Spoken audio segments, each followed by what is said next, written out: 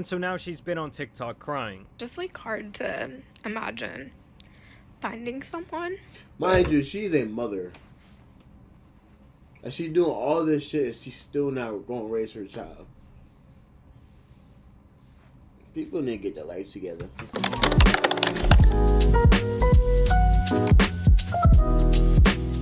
So it has been quite a long time since we last checked in on Bobbi Althoff. Around a year and a half ago, I actually declared her the biggest industry plant I had ever witnessed hit the podcast scene. Hi guys, welcome to the Really Good Podcast. But I never understood her, to be honest. She always had low energy, but yet she gets so many people to watch her. Yeah, I have the most uplifting energy, and I have nobody watching me. Please subscribe.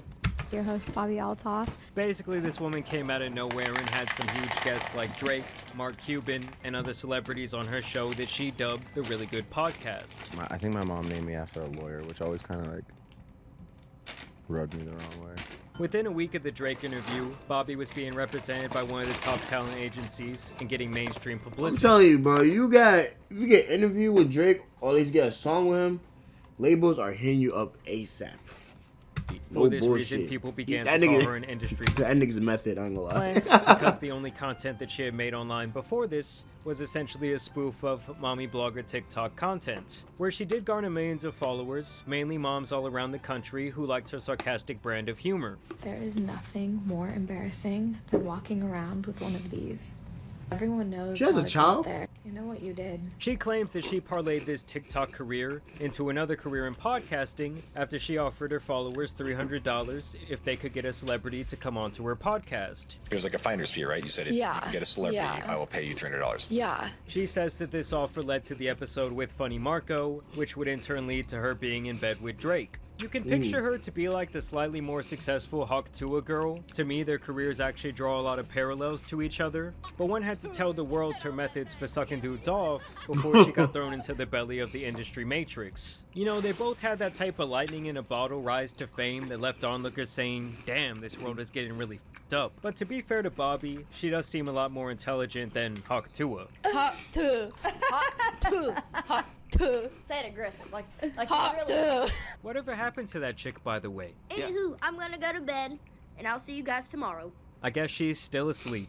And with Bobbi having such an astronomical rise to fame in such a short period of time, and the fact that most people felt like she was directly biting her entire deadpan comedic style from Funny Marco himself, she started to get a lot of ridicule online. I don't think it helped that she missed her son's birthday party to be there in bed with Drake that day. You know? I flew all the way here You did. I really do appreciate on my that. daughter's first birthday. I wasn't gonna bring that up. Mm-hmm. You missed your daughter's first birthday for To this. be here. Yeah, I ain't gonna lie. Fuck that nigga Drake. I don't care how disrespectful it sound. Fuck that nigga Drake. I'm not that disrespectful to me, a nigga. Missing my child's first birthday? That is insanity. What the fuck? Dark. Regret that you'll never be able to undo. Yeah. Horrible parenting. Something people thought was a Horrible. joke at first, as it was her brand to be dry and sarcastic, but now it's been revealed that she was being totally serious. The other thing was, when she was doing these interviews, she would constantly be making passes at these men, asking them if they would sleep with her, or if she was their type. Am I your type? I'd do it. Would you date someone that looks like me? Something that is not only strange to do as an interviewer, but also it got even more wild when people found out that she was still married. Strangely enough, the dude would actually file for divorce the very same month the Drake podcast came out, which led to quite a bit of... Yeah, what? So you missed, not only you missed your daughter's first birthday, you're in bed with another celebrity, asking them, would you fuck him? Would he fuck you?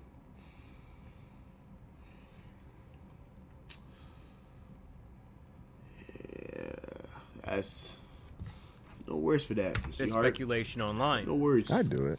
One thing I will say is that she was way ahead of her time when it came to the Drake mistreatment, deleting their interview right after it started going viral, and hating at his concert.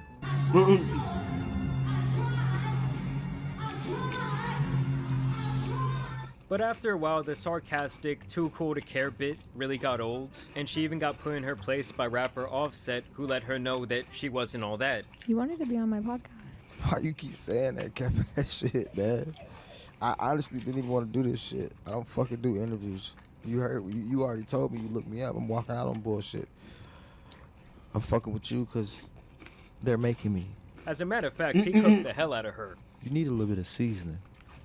You ain't got no seasoning, man. You like a plain piece of chicken just on the thing. You some pull it Goya. out, and then you serve the dish. You need some motherfucking seasoning, man. She even put some Goya on her body. This is my hotel. I paid for this motherfucker. You can leave now.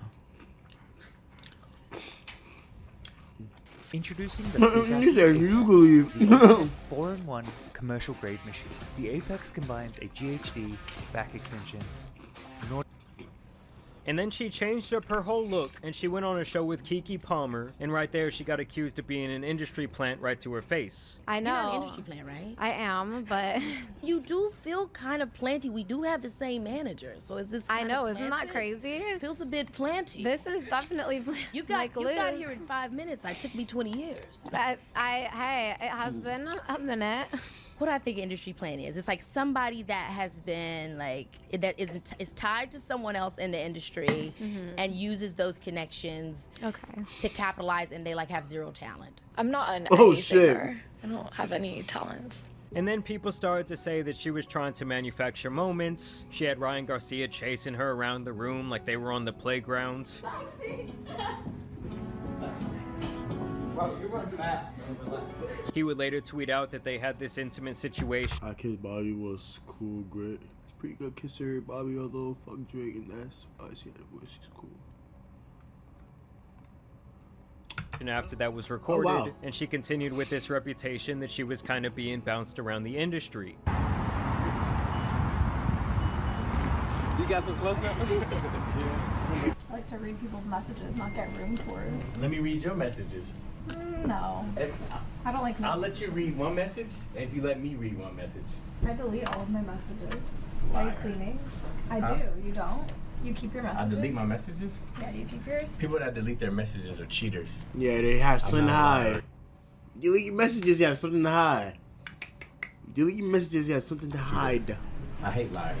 Hate And liar. I That's feel my like biggest pet peeve. relevancy-wise, she kinda Oh, just that's my came and biggest went, pet peeve is and a honestly, liar. Hawk Tuah kind of took her spot online. Nowadays, Bobby's channel and TikTok are mainly inactive, and the last couple of podcasts only garnered a small percentage of what she was averaging only a year ago. And I actually put myself through absolute agony by watching over an hour of Bobby being interviewed by Forbes and Wired magazine. Bobby Althoff, the deadpan podcast host America can't get enough of. Wow, a whopping 10K views. America just can't get enough. Obviously, her publicist got her this opportunity, as a lot of celebrities and online talent alike do this type of thing, so they can still try and seem relevant to their sponsors and other people kind of pouring money into their careers. And before we get into all the out-of-touch things she said during these interviews, I did want to tell you guys about today's video sponsor. Some of you need be happy and give you 2 months of looking out. Yeah, no free promos around here. And after listening to Honest her, her nigga. come-up story actually doesn't sound that outrageous to me. For a few years before, I was on TikTok, just doing brand deals, posting. But she is honestly just not very likable. Coming up, she claims that she was posting 5 to 10 TikToks per day for years, where she routinely raked in millions of views, followers, and hundreds of thousands of dollars per year. But my goal for the first year of once I started getting views and getting followers was that every single day I had to have one video that I posted that got 1 million views. So I would keep trying and trying and trying. Now, using the Wayback Machine, I can see that her numbers do pretty much align with her story, but I do still think that after the Drake podcast, they really tried to make her this big thing, and it just kind of burnt out and then fell flat on its face for the same reason that industry plants in the music sector never stay hot, because the fans they garner are so incredibly generic and fickle that they would just move on to the next trend like said nothing. drink that And milk. one thing Kinda I weird did shit you find on, very nigga. interesting in these interviews was the insistence that she has always been driven by wanting to be famous. I've always wanted to act or have some type of leg in Hollywood, kind of. So I felt, my family always says that if anybody in our family was going to end up where I ended up, it would be me, because I was the most driven towards that. And even more by wanting to be rich. How'd you become an influencer or creator? Just wanting to make money. She even says that the only reason she did podcasting and TikTok in the first place was because she saw how much money other people made doing it and got motivated. Mentally decided that Okay. she made like at There's least nothing wrong with $100 a that. year. on her podcast alone, and I was like, that's what I need to do next. Like, I need a podcast. She And money for someone hungry who loves now. money so much, she seems incredibly lazy about her job. Multiple times she brags about the fact that she goes into her podcast doing little to zero research on her guest that day. And what is your interviewing technique? Just no research, show up, and ask questions. I was researching how he interviews people, and I was like, oh God, this is a lot of work. Let me just go in there and know nothing. It's a lot of work. It's so much work. And keep in mind, she's doing this in the face of 2 career journalists who do not look very amused. Is the notebook just for show? Because you kind of have it open No, and have paper on top of it. This is just my method. It's okay. This is my method. I'm a journalist, so I have my method. I was making around like 250 to 300 a year. 1,000. Yeah. From brand deals on TikTok. Wow. And 250 is great and all, but it's hard to come up with content with just me every day. $250,000 a year as an annual income is great and all. Yes. It is great. It is It's great. Yeah, she's out here making $300,000 per year. Sound like a minimum wage job at Sonic, which I don't think is This a is winning great. strategy for gaining public favor. To me, Well, her above all else, paychecks. it really just seems like there's really no passion in anything Bobby does. And it's all strictly for the money or the clout, which in some fields can definitely work, but not in the entertainment industry. I hope that I go from D-list to A-list. That's my goal in 10 years. From D-list to A-list. Yes. She still insists over and over, though, that she would be fine going back to a job at Jersey Mike's. At the end of the day, if I had to go back and work at Jersey Mike's again to support myself, I'll make your sandwich for you. Yeah, I'm calling absolute bullshit on that, okay? She wasn't even for $300,000. And during these interviews, both of the interviewers indirectly question her rise to fame and make allusions to the idea that someone in the background pulls a lot of strings for her. What do you think is your appeal? Why do you think you became a thing? I'm not sure. I don't know. Why are you looking at me like that? Well, Because early what the on, I was fuck like, kind of "Is that a answer? joke? Kind Like, of what is question? an industry plan?" Kind of answer was that? And I would just play into it because I was like, there's no way people actually think that. But then I realized, like, what people actually People think that. actually, no, I Which- did my reading. They actually think They that. really do. And I think that it makes sense. Like, from an outside looking in perspective, I can see why they would think that. Basically, it seems like nobody's buying her story, and at one point she even cries over the hate that she receives online. Sometimes it's just constructive criticism. It can be a little mean, but yeah, it doesn't bother me too much. Other than that, when it comes to Bobby, there were these pictures of men carrying her out of the club. Someone put together that she was allegedly dating this NFL player based on one of her posts. And then she got totally embarrassed when this dude did not want to claim her like that, denying the allegations on Twitter after they caught his ass in 4K. I mean, truly, there's nothing much worse than when you think you were in a full-blown relationship with someone, and it turns out they were hiding your ass the whole time or really don't want anything to do with you like that publicly. And so now she's been on TikTok crying. Just like hard to imagine finding someone. Mind you, she's a mother. And she's doing all this shit and she's still not going to raise her child. People need to get their life together. Truly good for you. It's hard to imagine there's a world where there's like someone who's actually meant for you. I mean, talk about a turn Go of raise events. a She was child. You online don't need talking no. about You don't it's need to time for care her for somebody whole else. So what you doing for What these the 2 fuck years? is wrong? You gonna be a hoe? Oh my I have God. to do a hoe. Yeah, maybe. Maybe I will. I don't know. You said you married young and you have your 2 kids already and you're divorced. She has That's 2? what divorced people do after that.